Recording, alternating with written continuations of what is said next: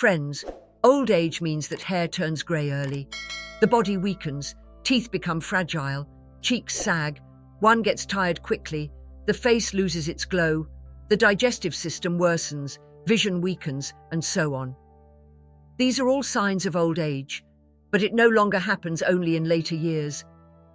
Even today, many young people are affected by early aging. So let's understand this through a Buddhist story. Friends, once Mahatma Buddha went to the royal court of an emperor. As soon as he arrived, he asked the Raja, "Tell me, how are the people of the village?" The Raja replied, "O Lord, thanks to the teachings you have given us, the people in our village, even at 60 years of age, look like they are 20. It seems as though everyone's aging has completely stopped. Lord, everyone in our state is healthy, resting peacefully, and no one needs medicine. Our people are entirely well and very happy." Friends, today's story is very informative, so listen to it until the end.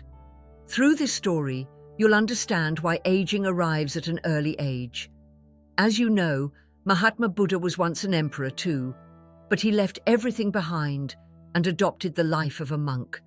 Because of this, he knew everything about what we should eat and what kind of daily routine we should follow. Friends, today we're going to learn about Mahatma Buddha's 12 important rules, or in other words, we will uncover the secret to a complete life. Therefore, it is humbly requested that you listen carefully to the entire story, and after hearing these 12 things, implement them in your life. If you adopt these teachings, you will surely never fall ill, and aging will not affect you. Friends, we will understand this through a story, so that each point sticks in your mind and you can apply it to your life. So let's begin with the story. A long time ago, there was a king named Badar Singh. The king was very kind, just and fair. He had 2 queens, both of whom were very beautiful but also very cruel. Despite their beauty, they shared the king's religious nature.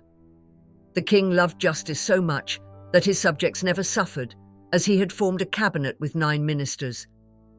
Each minister was assigned to a department responsible for ensuring the people's food supply, and different tasks were distributed among them. The king gave such strict instructions that anyone negligent in their work would be sentenced to death. Because of this, the cabinet ministers worked with great honesty, and whenever the king had to deliver justice, he did so impartially, understanding both sides deeply and making a fair decision. Because of this, the people of the kingdom were very happy, and every week the king would tour the kingdom. During these visits, all the villagers were gathered to report how much grain was in each household and whether or not there was food in every home. The king's arrangements ensured that his subjects lived prosperous lives. The kingdom ran very smoothly, and the people were satisfied. Due to this happiness, the people always praised the king. Similarly, one day during a gathering, a farmer and his wife approached the king and said, "Maharaj, today we have a serious problem. Please solve our issue." The king said, "Tell me, what is the matter?" The farmer responded, "I have 2 sons, and they are very young, about 26 or 28 years old at most, but they look as if they are 60. Their hair is falling out, their stomachs are growing, and they have become very lazy. They don't do any work. We have tried many medicines, but there has been no improvement." The king replied, "All right," and ordered his ministers, "The sons of this farmer should be treated by the royal physician, and the expenses should be covered by the state treasury." The minister followed the orders, and the physician treated the farmer's sons using funds from the treasury. However, after a long period of treatment, the farmer returned to the gathering and said, "Maharaj, there has been no relief. My sons are still the same." The king said, "Very well, we will think about this." While pondering the situation, another couple arrived, also crying with the same problem. Gradually, the issue escalated, and one by one, more than half of the villagers approached the king, leaving him bewildered. He immediately called for an emergency meeting, declaring that it was imperative to resolve this issue in the state. He ordered a full investigation to determine why the youth of the state were looking prematurely old and exhausted. The king mandated that action must be taken urgently, with everyone going door to door to uncover the cause of this phenomenon. All the famous healers were summoned, and an emergency meeting was held to discuss the matter. The king addressed the healers, giving them 10 days to investigate and identify the disease affecting every household or the cause behind this problem. The king promised that whoever discovered the exact diagnosis of this condition would be rewarded with a kingdom. All the nobles got to work, going from house to house, investigating day and night for 10 days. Afterward, in a state assembly, all the royal physicians and healers gathered. The king asked each healer for their findings, but despite their efforts, none had found a solution. Then, an elderly healer, around 125 to 130 years old, stood up and said, "Maharaj, based on our findings, I feel there is an issue with our lifestyle and diet, and that is why this is happening. However, we do not have a clear solution for this." The king was perplexed to hear this from the elderly healer, who was 130 years old. Then, the king said, "What will be the solution to this problem now?" "You must tell us the solution as well, because we have been living with this distress for a month. Our people have been worried for the past month, and seeing this, we too are restless. Even my hair has begun to fall out. In our family, whether it's the queens, the princes, the princesses, or anyone else, everyone is facing this issue. After all, everyone is concerned. Please tell me the solution." The elderly healer stood up with folded hands and said to the king, "Please forgive us, but we do not have a solution for this. However, there is one person who does have the solution to all these problems. If we summon that healer, then all the issues of your kingdom will be resolved and all the illnesses will disappear forever. No one else has the solution but him." The king said, "Healer, quickly tell me. Let's not delay such an important matter.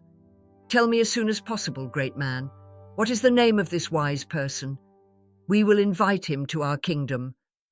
The healer replied, "Forgive me, Maharaj, but we do not know where he lives. He must be preaching in some state. Send your soldiers throughout the kingdom. Have them search for the state in which Mahatma Buddha is preaching, where and when he is giving his sermon. Only he has the solution to this problem, and no one else does."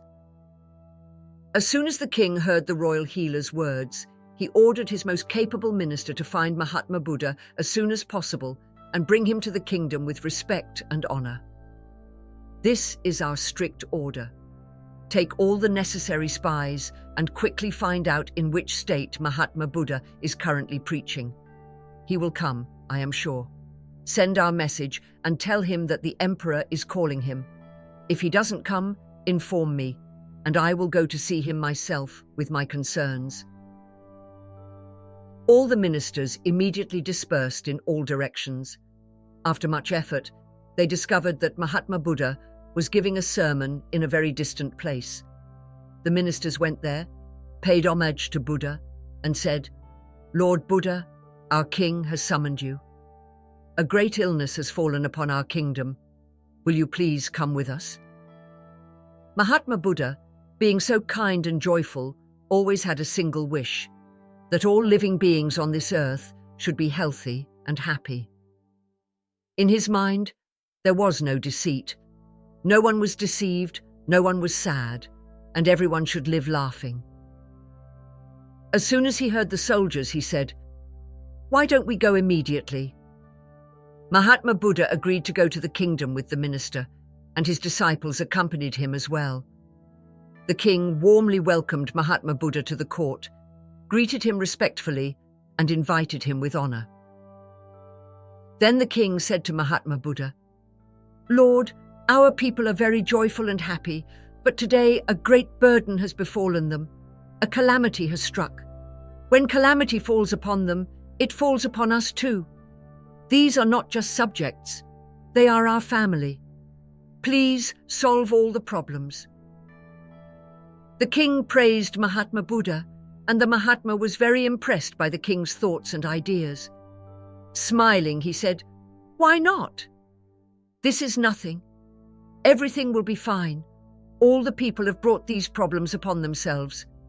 Hearing this, the king smiled and said, "Sir, such a big problem, and you say it's nothing?" The king then said, "All right, Guru, do whatever is necessary. Please heal our people."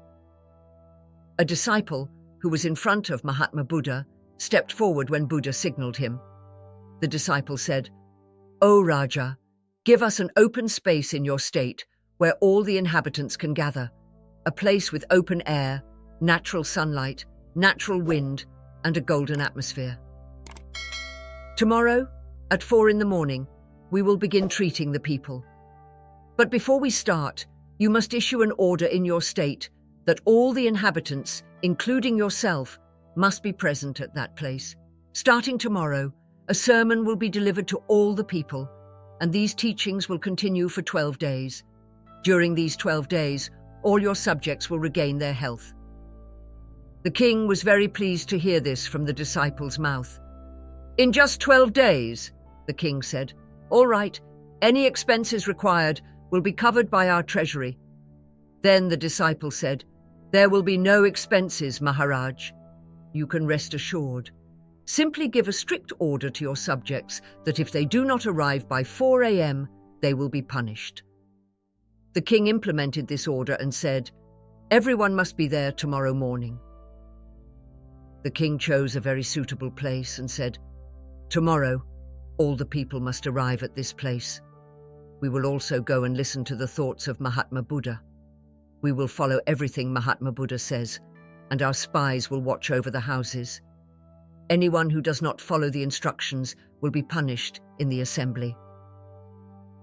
After declaring this, all the people greeted the king and said, "No, Maharaj, we will all be present there."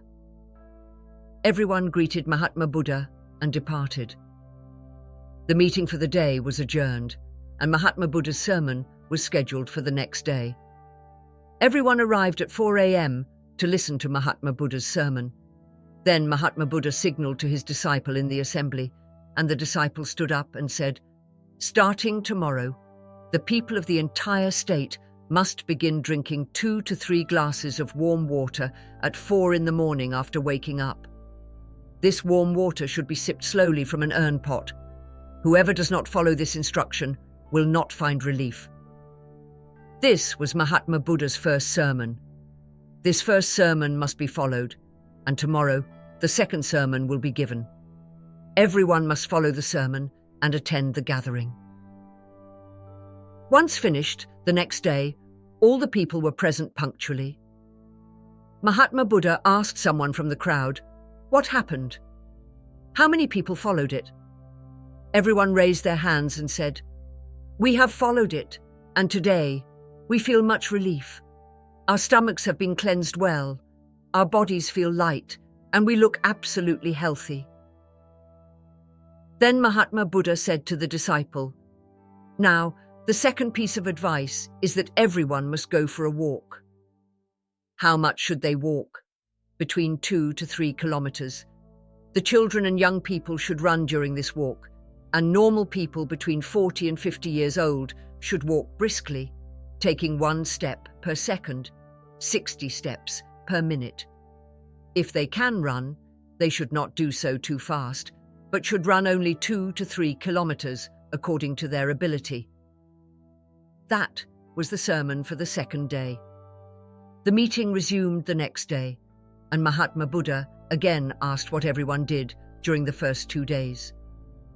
Everyone present raised their hands in agreement. The disciple asked, "How do you feel now?" They responded, "Guru, we have no illness. It feels like we are completely healthy again." The disciple said, "Now, everyone must do yoga and pranayama according to their ability. This includes pranayama like Anulom Vilom." He explained how to do Anulom Vilom and how to do Surya Pranayama. The disciple told everyone they should practice these exercises daily for at least 30 to 45 minutes. That meeting also ended, and the next day another gathering was held where all the people were present.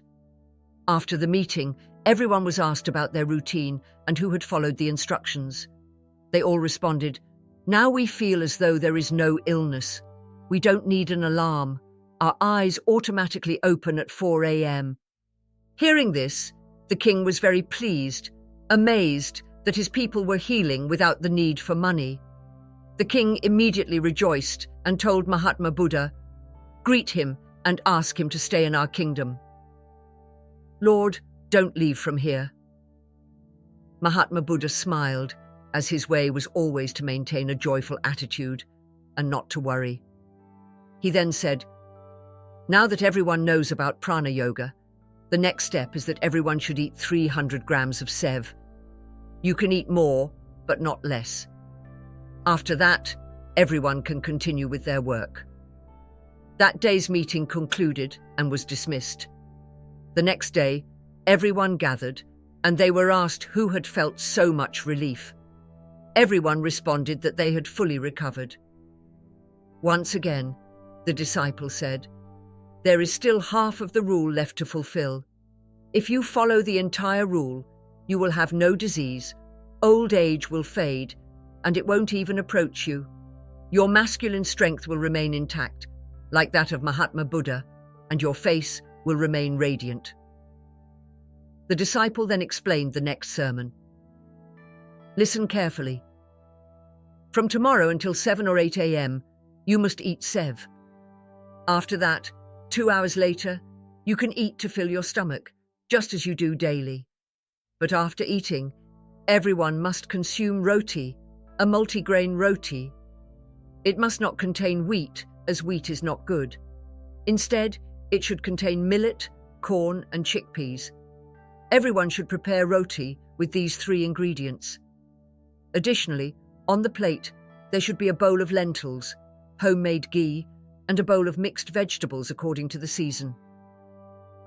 Seasonal vegetables are good and edible, while off-season vegetables should be stored in the warehouse to preserve them for longer.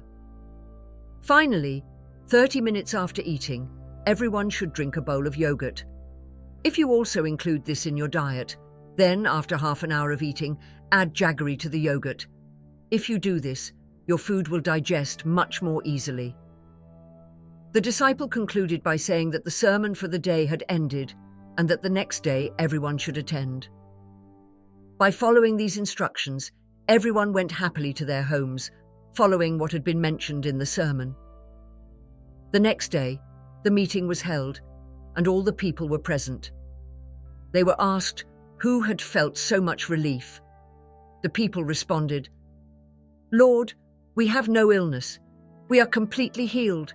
It doesn't seem like we were ever sick." The king was overjoyed and said, "By eating this way, everyone has been healed." Gradually, it seems that all have become healthier on their own. Then the disciple said, "There is still more. Listen carefully. First of all, you must keep in mind that you should not eat and drink at the same time. If you have difficulty swallowing the food, take small sips of water. You can drink water between meals, but you must not drink large amounts of water at once. You can drink all the water you want, but only after 1 hour of eating. As everyone has eaten by 10 or 11 in the morning, you will probably feel hungry again by 4 or 5 in the afternoon.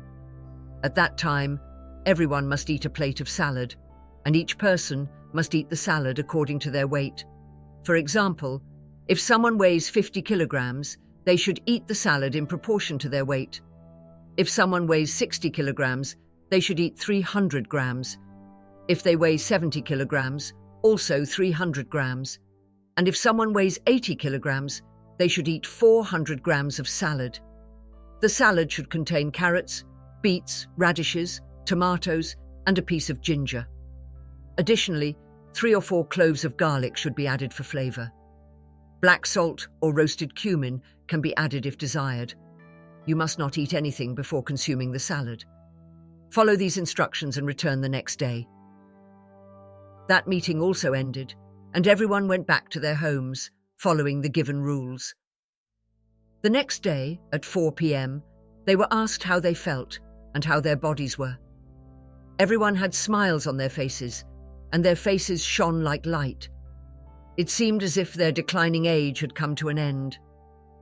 The king was overjoyed and, filled with gratitude, knelt before Mahatma Buddha and said, "Blessed be you, Lord. You have healed everyone just with food." The king added, "Maharaj, wait. There's still much to teach. When you finish explaining the entire sermon, like our Lord, there will be no diseases, and no one in our kingdom will ever age." The king asked the guru to speak quickly, saying, "Tell us everything we need to know. I myself feel as though I have no illness now, as if I'm 16 years old again. I'll tell you what to do at night. Everyone must have dinner before sunset, because when the sunlight hits our stomach, it feels heavy, and food digestion becomes slower. As sunlight decreases, digestion stops. That's why ancient sages like Asim Muni used to eat an hour before sunset. Eating early has two benefits. First, the food begins to digest while we are awake, and by the time we go to sleep, digestion is almost complete in 3 or 4 hours. This ensures restful sleep. If you eat late, your life will be negatively affected, as digestion will be incomplete and you won't be able to sleep well. Therefore, make sure to eat dinner an hour before sunset and eat light foods. Choose multigrain roti and seasonal vegetables, but eat only as much as necessary, as if you've barely eaten. After an hour, drink a glass of milk with 3 grams of turmeric. The turmeric must be homemade, not bought from the market. A few hours before bed, you should do nothing but sleep and go to bed before 10 p.m. If you sleep at 10, you'll have a restful sleep and all your food will have digested. When you sleep well, you will automatically wake up at 4:25 a.m. without any stress, and you won't have any illnesses. In short, listen carefully. Everyone must live in the present. Live life like small children. A small child doesn't worry if their mother is arguing with a neighbor or if there's food in the house. They simply eat what they have and continue playing as long as their stomach is full. In the same way, you must focus on the present and not worry about the past or the future. Don't stress over what you have today or what's to come in the future. Be happy with what you have and don't dwell on the past. Living in the present eliminates stress and worries, which prevents diseases. Remember to follow these rules and also never eat outside food. Prepare all your food at home because outside food is often adulterated. Whoever follows all these instructions will never age or get sick. Everyone should follow the same rules, and after a month, we'll hold a gathering here with everyone present. And so, the days passed. After a month, Mahatma Buddha returned to the gathering. The king rushed out to greet him and respectfully invited him to his royal court. "Welcome, Guru, to our kingdom. This is your home as well," said the king. Mahatma Buddha smiled and asked, "Tell me, O king, how is everyone? How are your subjects?" The king replied, "Lord, the teachings you gave us have made all our people very happy. People who once seemed 60 years old now look like they're 21. Everyone's aging has stopped, and the people are resting and no longer need medicine. They are all absolutely healthy and happy." So, my dear friends, what did you think of Mahatma Buddha's 12 health teachings? Will you put them into practice? Leave us your thoughts below in the comments section, and don't forget to give us a like. Share this video with your friends and family, and subscribe by activating notifications so you don't miss any of our upcoming teachings. Thank you for all the support I receive day after day. It encourages me to keep sharing these teachings, and your interest and participation are the reason I continue creating valuable content. I sincerely thank you for your constant support, and I wish you peace and well-being on your journey. Until next time, my dear friends.